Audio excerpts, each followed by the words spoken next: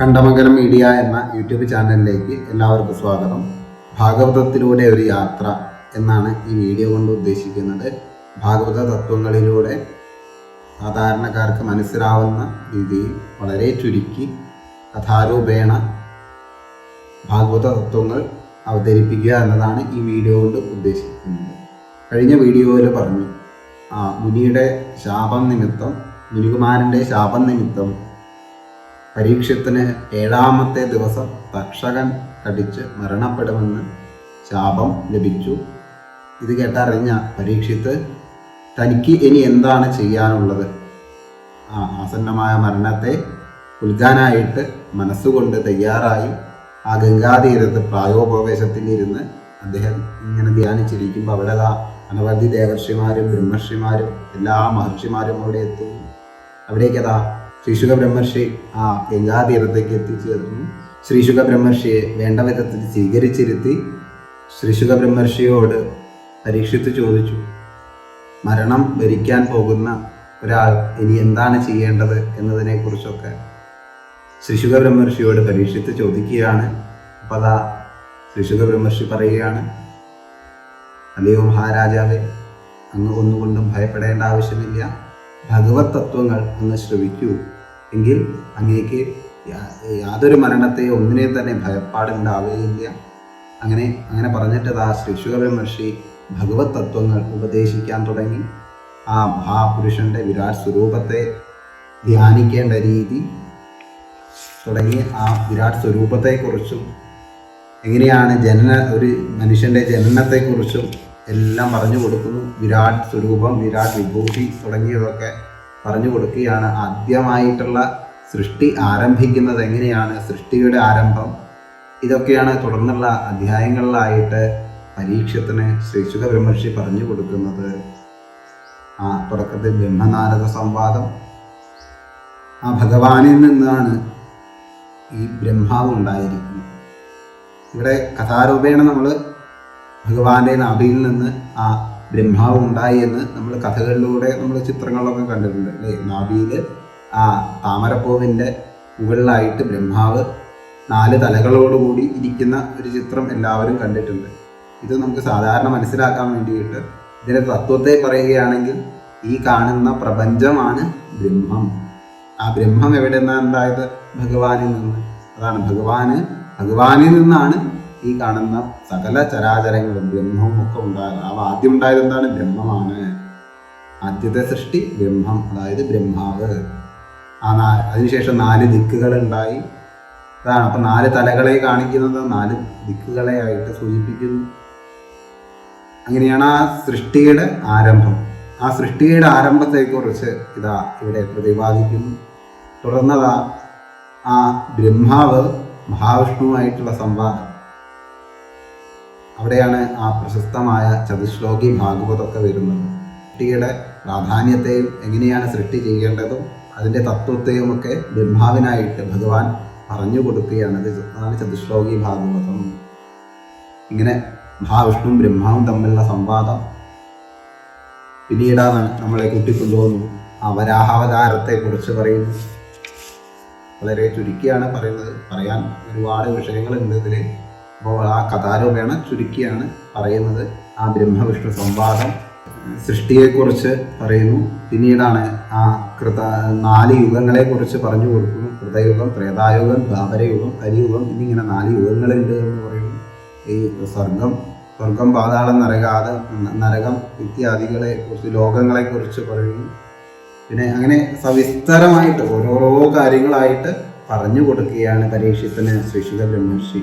പിന്നീട് ഹിരണ്യാക്ഷനെ വധിക്കാനായിട്ട് ഭഗവാൻ വരാഹമൂർത്തിയായിട്ട് അവതരിച്ച ഭാഗം പിന്നീട് പ്രതിപാദിക്കുന്നു. അതാണ് വരാഹാവതാരം.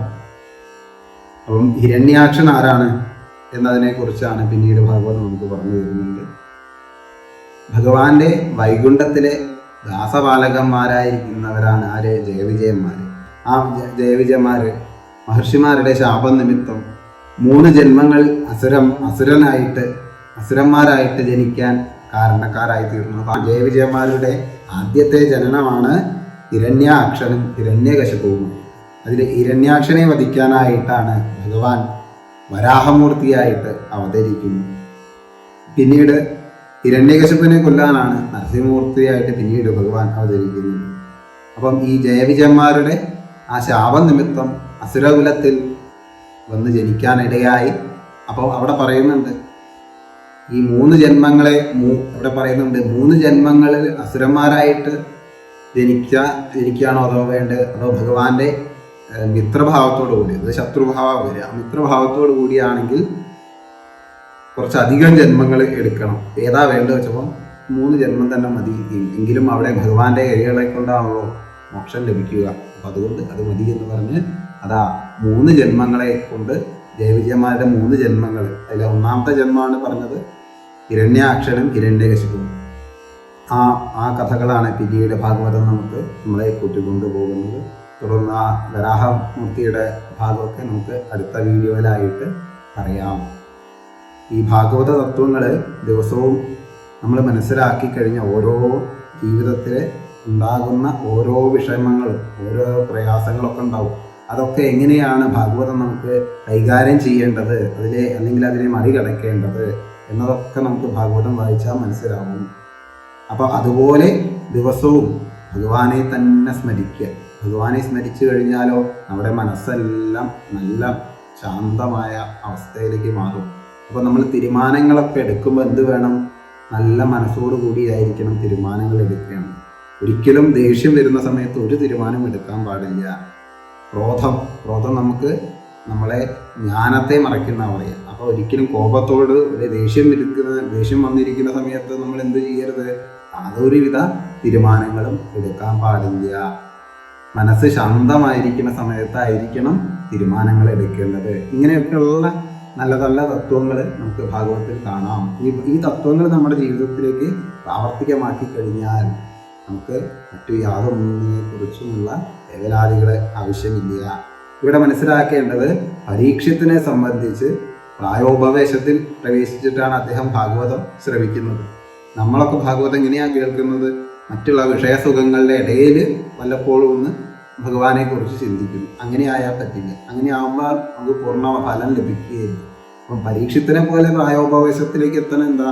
പരീക്ഷത്തിന് മറ്റുള്ള യാതൊരു വിഷയസുഖങ്ങളും ഇല്ല. തൻ്റെ മുന്നിൽ ഒരേ ഒരു കാര്യമുള്ളൂ. 7ാമത്തെ ദിവസം തൻ്റെ ആസന്നമായ മരണമാണ്.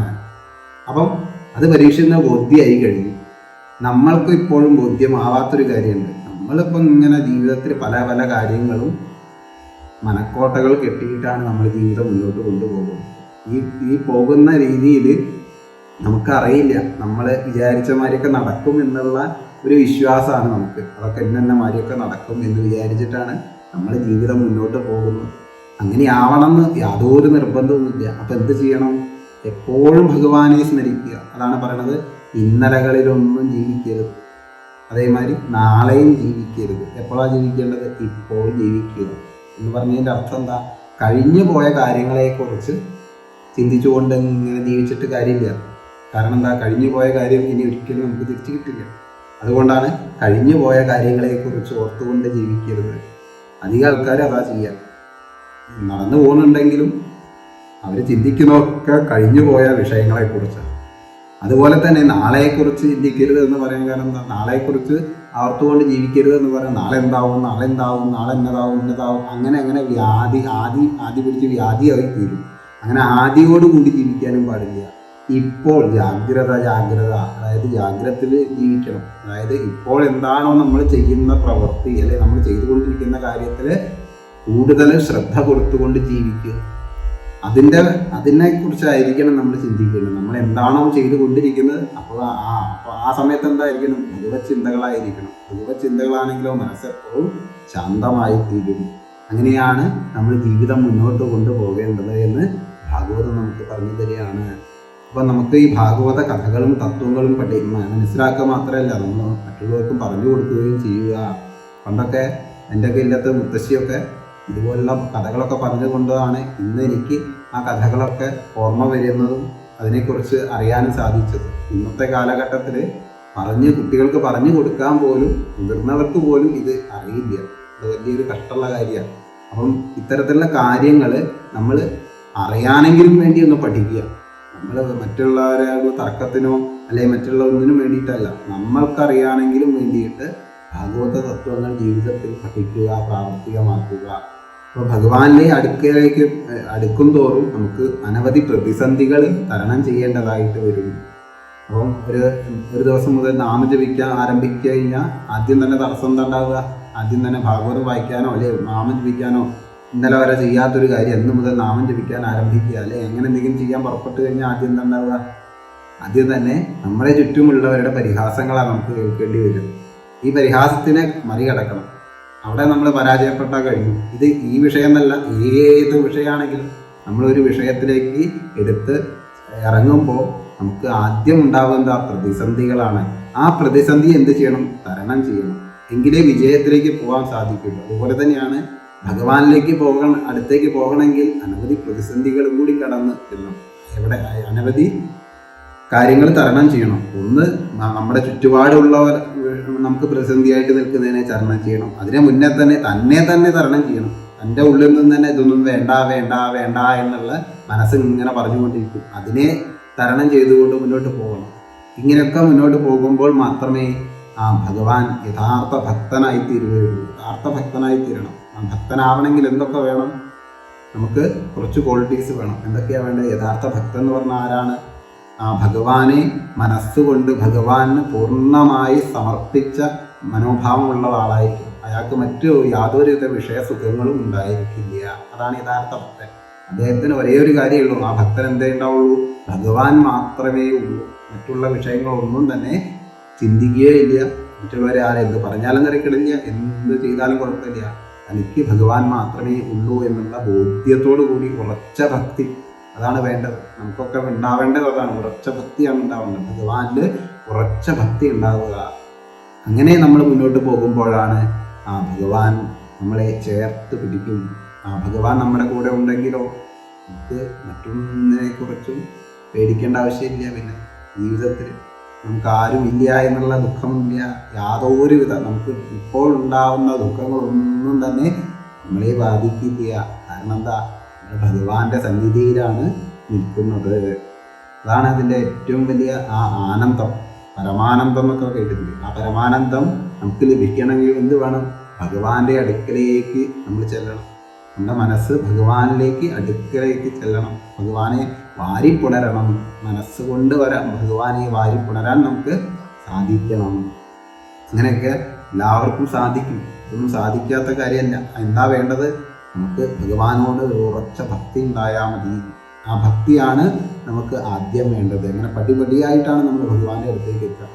അങ്ങനെ എല്ലാവർക്കും ഭഗവാന്റെ അടുക്കലേക്ക് എത്താൻ സാധിക്കട്ടെ. ഇവിടെ ശ്രീ ശുകബ്രഹ്മർഷി പരീക്ഷത്തിനോടായിക്കൊണ്ട് പറഞ്ഞു കൊടുക്കുകയാണ് ഭഗവാന്റെ ഓരോരോ ലീല, ഭഗവാന്റെ തത്വങ്ങൾ ഓരോന്നായിട്ട് ശ്രീ ശുകബ്രഹ്മർഷി പരീക്ഷത്തിന് പറഞ്ഞു കൊടുക്കുന്നു. ആ പരീക്ഷത്തിന് പറഞ്ഞു കൊടുക്കുന്ന കേട്ട് അത് സൂതൻ ഇവിടെ ശൗനകാദി മഹർഷിമാർക്ക് പറഞ്ഞു കൊടുക്കുന്നു. ആ ശൗനകാദി മഹർഷിമാർക്ക് സൂതൻ പറഞ്ഞു കൊടുത്തതാണ് ഇന്ന് നമ്മളുടെ മുമ്പിലേക്ക് ഭാഗവതമായിട്ട് നമുക്ക് അത് കേൾക്കാനായിട്ട് സാധിച്ചു. അങ്ങനെയാണ് ആ ഭാഗവതം വന്ന ആ ഒരു വഴി, ആ കഥാരൂപേണ നമ്മൾ ഭാഗവതം നമ്മളിലേക്ക് എത്തിയ ഒരു വഴിയെക്കുറിച്ചാണ് ചുരുങ്ങിയ വാക്കുകളിലാണ് പറഞ്ഞത്. അനവധി കാര്യങ്ങൾ ഇതിൽ പറയാണ്ട്, തത്വങ്ങൾ, ധ്യാനയോഗങ്ങൾ, എങ്ങനെയാണ് ധ്യാനിക്കേണ്ടത്, പിന്നെ ഇനി നമുക്ക് മനസ്സിലാക്കേണ്ട കാര്യങ്ങൾ ബ്രഹ്മചര്യം, ഗൃഹസ്ഥാശ്രമം, വാനപ്രസ്ഥം, സന്യാസം, അതിനെക്കുറിച്ചുള്ള കാര്യങ്ങൾ, പിന്നെയോ ഈ പ്രപഞ്ചത്തിൽ എന്തൊക്കെയുണ്ട് എന്നുള്ള കാര്യങ്ങൾ, പ്രാണനുകൾ ഏതൊക്കെയാണ് എന്നുള്ളത്, പഞ്ചഭൂതങ്ങൾ എന്തൊക്കെയാണ് ഉള്ളത്, സ്വർഗനരകാദി വർണ്ണനകൾ, ഇങ്ങനെ തുടങ്ങി സകല കാര്യങ്ങളെക്കുറിച്ചും ഭാഗവതം നമുക്ക് പറഞ്ഞു തരികയാണ് തുടർന്നുള്ള അധ്യായങ്ങളിലായിട്ട്.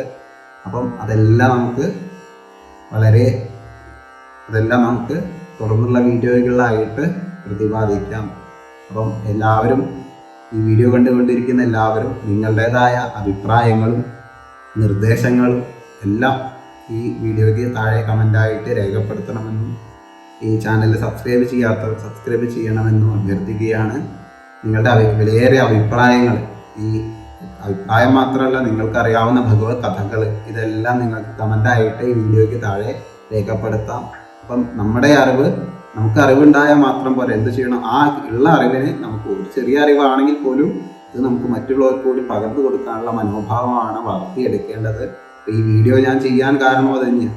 എനിക്കറിയാവുന്ന കാര്യങ്ങൾ അത് പൂർണ്ണമായി ശരിയാവണമെന്നൊന്നുമില്ല. അപ്പം നമ്മൾ പറയുമ്പോഴാണ് എന്തെങ്കിലും തെറ്റൊക്കെ ഉണ്ടെങ്കിൽ അത് മറ്റുള്ളവർ തിരുത്തിയും തരും. അങ്ങനെയാണ് പരസ്പരം അറിവുകൾ ഷെയർ ചെയ്യുമ്പോഴാണ് എന്ത് സംഭവിക്കുന്നത്, അറിവുകൾ കൂടുതൽ വർദ്ധിക്കുക. അങ്ങനെ എല്ലാവർക്കും അറിവുകൾ ധാരാളം ഉണ്ടാവട്ടെ. എല്ലാവർക്കും ഭഗവാന്റെ അനുഗ്രഹം ഉണ്ടാവട്ടെ. നമസ്കാരം.